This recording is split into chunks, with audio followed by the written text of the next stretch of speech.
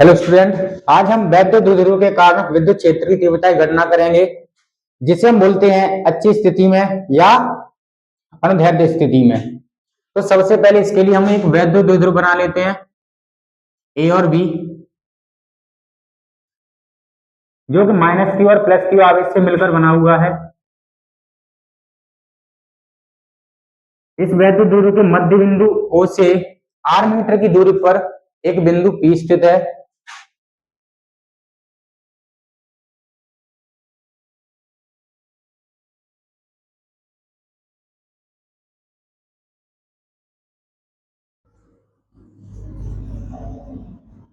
जो कि इस वैद्युत ध्रुव के अक्ष पर है। अब हम बिंदु P पर परीक्षण आवेश Q नॉट की कल्पना करते हैं, जो कि धन आवेश होता है। वैद्युत ध्रुव की जो लंबाई है वो 2L है। इस मध्य बिंदु O के कारण यह दो बराबर भागों में बट जाती है, तो यहां से यहां तक की लंबाई L हो जाएगी और यहां से यहां तक की लंबाई भी L हो जाएगी। अब हम गणना कर लेते हैं। सबसे पहले या तो आप प्लस के कारण निकाल सकते हैं या फिर आप माइनस के कारण निकाल सकते हैं। जैसे हम सबसे पहले निकाल लेते हैं प्लस क्यू आवेश के कारण बिंदु किस पर निकाल रहे हैं? बिंदु P पर विद्युत क्षेत्र की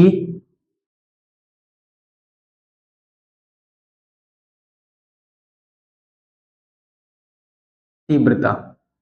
प्लस क्यू आवेश के कारण निकाल रहे हैं, तो मान लीजिए ये प्लस क्यू आवेश है, इस पर भी प्लस क्यू आवेश है। अब प्लस क्यू आवेश समान आवेश हैं, तो ये एक दूसरे को क्या करेंगे?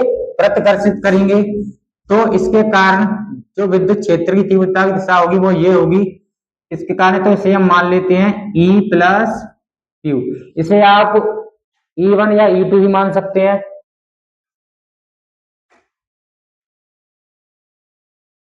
तो विद्युत क्षेत्र की तीव्रता का जो फॉर्मूला होता है वो होता है कि E बराबर 1/4πε0 इंटू क्यू अपॉन में आर स्क्वायर।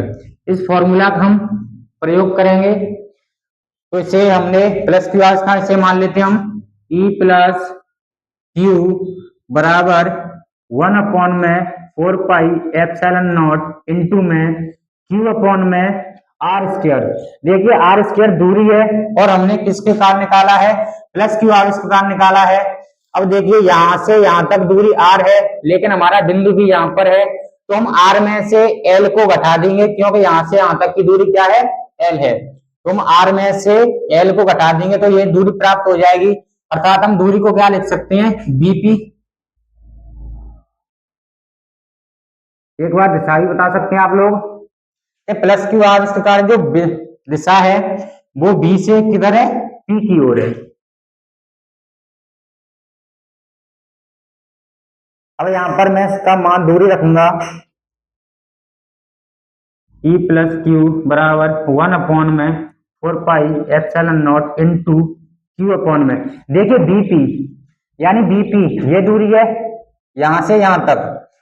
अब ये दूरी हमारे पास में आर है और ये यहां से यहां तक एल है। अगर हम आर में से एल को घटा देंगे तो ये दूरी हमें क्या हो जाएगी? प्राप्त हो जाएगी। तो ये हो जाएगा हमारे पास में आर माइनस एल का वर्ग। इसे हम समीकरण नंबर फर्स्ट दे देते हैं। इसी प्रकार से हम माइनस क्यू आवेश के कारण बिंदु P पर विद्युत क्षेत्र की तीव्रता की गणना करेंगे। तो हम लिख लेते हैं माइनस क्यू आवेश के कारण बिंदु, यहां गलती से मिस्टेक हो गई है, बिंदु P पर विद्युत क्षेत्र की तीव्रता। तो यहां पर हम बिंदु P पर क्या करेंगे? विद्युत क्षेत्र की तीव्रता। क्योंकि जरा मैं थोड़ा मार्कर ले लेता हूं।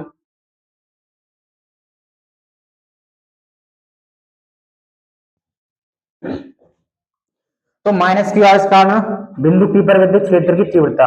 तो इसे हम मान लेते हैं, देखिए ये माइनस क्यू आवेश है, ये प्लस क्यू आवेश है। तो ये जब विपरीत आवेश एक दूसरे को क्या करते हैं, आकर्षित करते हैं, तो माइनस क्यू आवेश कारण ये से अपनी तरफ खींचेगा, तो यहाँ पर जो विद्युत क्षेत्र की तीव्रता हो जाएगी वो यहाँ पर हो जाएगी, जिसे हम मान लेते हैं E माइनस क्यू। तो हम लिख सकते हैं तीव्रता E माइनस क्यू बराबर, देखिए इस फॉर्मूले को हम यूज कर रहे हैं 1/4πε0 इंटू में क्यू अपॉन में, देखिए यहां से यानी माइनस क्यू आवेश का निकाल रहे हैं, माइनस क्यू आवेश हमारे पास में यहां पर है और यहां से यहां तक की दूरी r है जो कि बिंदु O तक है।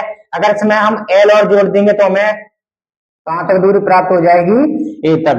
तो पहले हम इसकी एक बार में दूरी लिख देते हैं, दूरी कितनी है AP। एक बार इसकी दिशा और बता देते हैं, तो इसकी दिशा है P से A की ओर। देखिए आप लोग देख सकते हैं P से A की ओर है, तो P से A की ओर मैं इसे साफ कर देता हूं।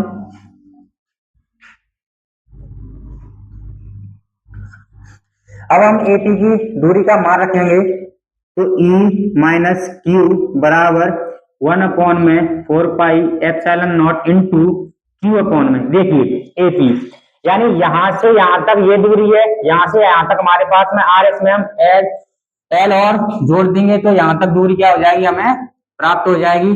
तो R प्लस L इसका क्या होता है, वर्ग होता है। तो इसे हम समीकरण नंबर कितना देते हैं, सेकंड। तो अब हम यहाँ पर निकालेंगे माइनस क्यू आवेश के कारण और प्लस क्यू आवेश के कारण बिंदु P पर विद्युत क्षेत्र की तीव्रता निकालने के बाद हम यहाँ पर निकालेंगे परिणामी विद्युत क्षेत्र की तीव्रता। तो जिसे हम E मान लेते हैं, E बराबर, अब यहाँ पर बच्चों को डाउट रहता है कि हम E माइनस क्यू में से इसे घटाएं या फिर E प्लस क्यू में से E माइनस क्यू को घटाएं।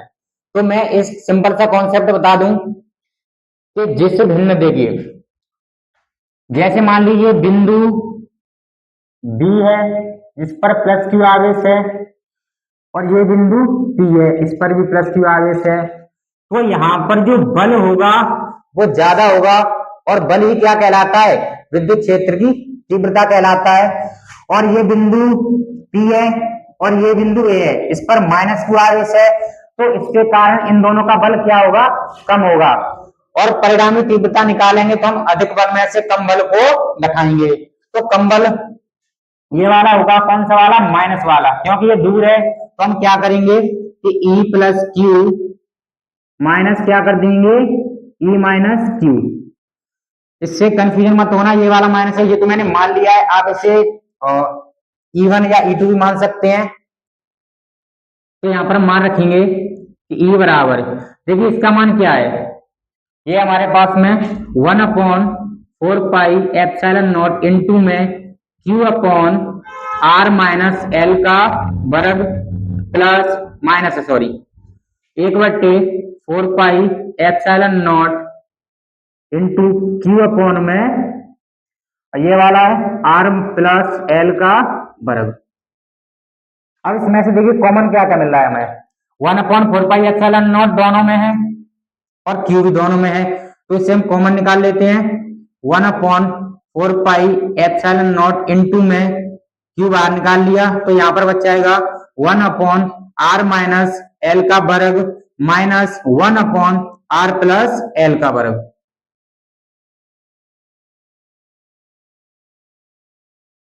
अब दोनों का एलसीएम ले लेते हैं, E बराबर 1/4πε0 इंटू में Q, यहां से दोनों का एलसीएम ले लेते हैं तो ये आ जाएगा R माइनस L का वर्ग और R प्लस L का वर्ग।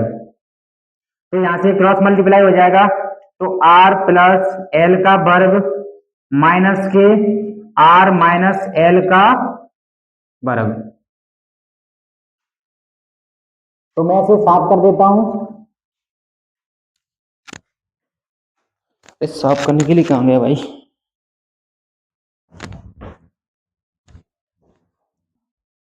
देखिए अब इसमें से क्या करेंगे हम, एक फॉर्मूला होता है कि A प्लस के B का स्क्वायर माइनस ए माइनस के बी का स्क्वायर बराबर होता है 4a बी के।